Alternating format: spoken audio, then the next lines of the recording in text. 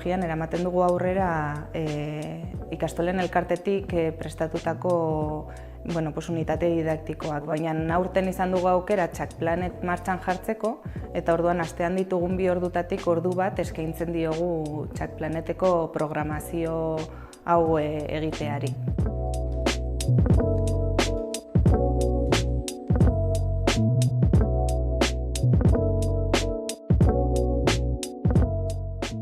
Txakplanet proiektu orokor da, Francisco Biko izeneko adimen artifizialean aditua den Malagako Unibertsitateko irakasle batek sortua da. Programa batean sortuta dago, Toolbox Akademi da. Horrekin landu nahi duguna da ikasleek ikas dezaten programatzen. Bertan ikasle bakoitza bere ikastolako zenbakia dauka eta pasahitza sartzen dira, eta bertan aurkitzen dute pantaila bat, nun eskerraldean agertzen den azkoinekin eta robotak agertzen dira, goiko partean eskatzen die problema baten antzera ze egin behar dute. Hori egiteko ondoko pantailan eta eskuinaldean aginduak idatzi behar dituzte, kasu honetan JavaScript hizkuntzan, hori da aurten berria sartu dena, eta horren bitartez ondoren run botoiari emanez, aukera daukate ikusteko sartu dituzten aginduak egokiak izan diren edo ez. Ez badira egokiak, robota alde batera erortzen da, eta egokiak baldin badira, txalotzen ditu, zoriontzen ditu, eta aurrera joateko aukera daukatu hurrengo ariketara.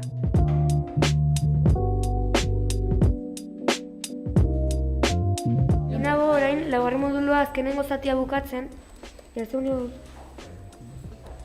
horrelako bat. Gaizki.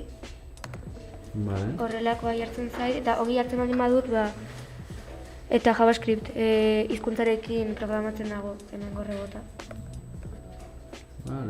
JavaScript zaila da? Hasieran agian pixkat kostatzen du, baina gero niretzat nahiko erraza da. Gauzaren bat eraiki nahi baldin badut robota bat, edo gauzak programatzeko, webunak egiteko eta horrelako gauzak balioko dit. Hasieran, bai hasi ginela pentsamendu konputazionala, teknologia berriekin erlazionatutako edukiak eta modu ez estrukturatu batean aplikatzen, bai aurre hezkuntzan eta bai lehen hezkuntzako lehenengo urtetan.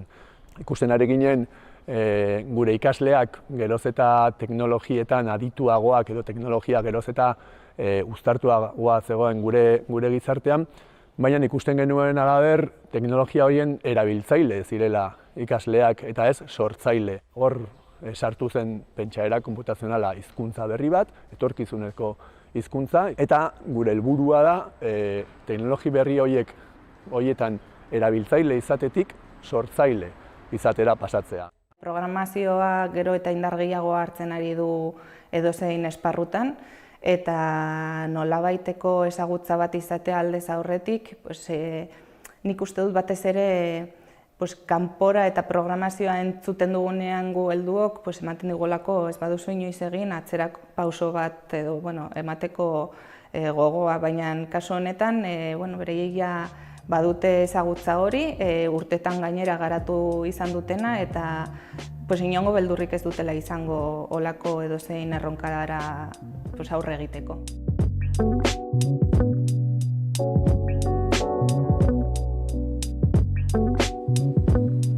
Ari naiz 2. moduluan ere bai, eta horren egin behar dudana da torloju guztiak hartu, hemendik. Eta etorkizunean zer egin nahiko zenuke horrekin? Honekin bideo-jokuak eta horrelakoak programatzea. Ziketa fisikoarekin ere bai, asko gustatzen zait, baina nahiago nuke programatzen ibili. Zibersegurtasuna txikitatik lantzen da bai tutoren formazioarekin eta baita gurasoen formazioarekin ere.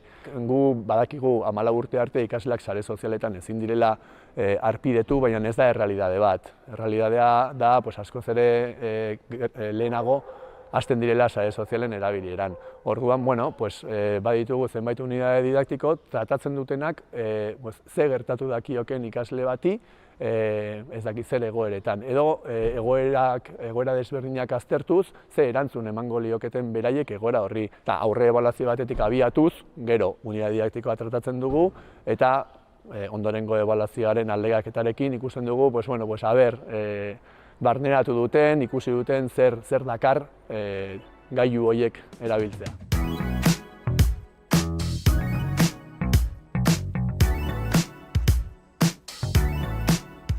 Nago egiten laugarren moduloaren hasiera. Ikasolatik aterako zarenean, gauza bera ze nahiko zenuke hola pixkat berezia egin programazioan eta? Programazioan, enpresa bat daukat eta hori web horri bat egin. Edo bestela ere bai gustatzen zait asko bideojokoak eta igual hurrengo urteetan egiten dut bat, ezakit. Super Mario edo Link eta hori egitea, edo Zelda egitea.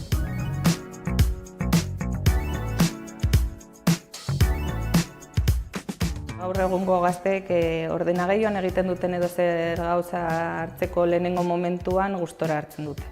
Baina egia da ondoren ere, nahiz eta zailtasunak izan, oso erantzun ona ematen ari direla eta gustora ibiltzen dira, gainera hori erronka moduan hartzen dute, beraz saiatu aritzen dira hor lortu arte.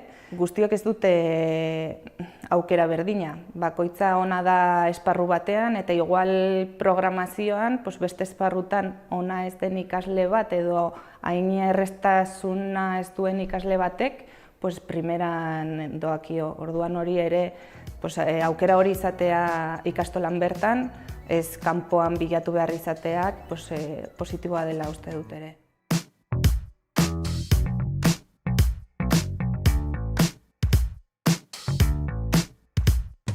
Txostena bukatzen, orain modula bukatu dalako. Jarri dut modulo bakoitzen zer eman dugun eta gero kapturak, kodigoak izateko eta gero aldatu izan izateko. Etorkizunean edo zientzialari edo programatzaile izan nahi dut, orduan, hau ongi etorriko zait. Robot batean edo bideojoku batean, baina bideojokuetan ez naiz asko ikusten. Izateko robotak bizitzan laguntzeko adibidez, izateko etxetik eta etxeko gauzak laguntzen egiteko edo garbitzeko edo horrela. Gaur egun gizartean esaten da badagoela nesken eta mutilen arteko arrakala zenbait esparrutan, adibidez matematiketan edo ingenieritzako karreretan edo ikasketetan. DBH laugarren maila bitarteko ikasleak ditugu eta egia esan hemen ez dela hori nabaritzen momentuz. Ez da muti nahiago dutela pentsaera konputazionala, neskek ere oso gustora ibiltzen dira, matematikaretan ere, eta berez normalean, zientzietako ibilbidea hartzen dutenen artean, nesken unekoa altuagoa da.